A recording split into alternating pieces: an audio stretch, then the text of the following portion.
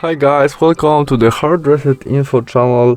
Today I will show you how fix the problem when your phone have connect with internet but you can't surf on it on your REALME C17.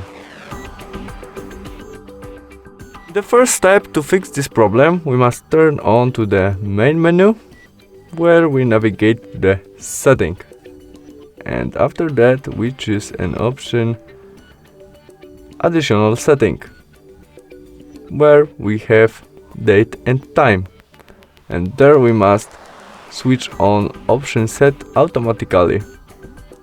We press that and now we go back to the internet, which would work. And that's all.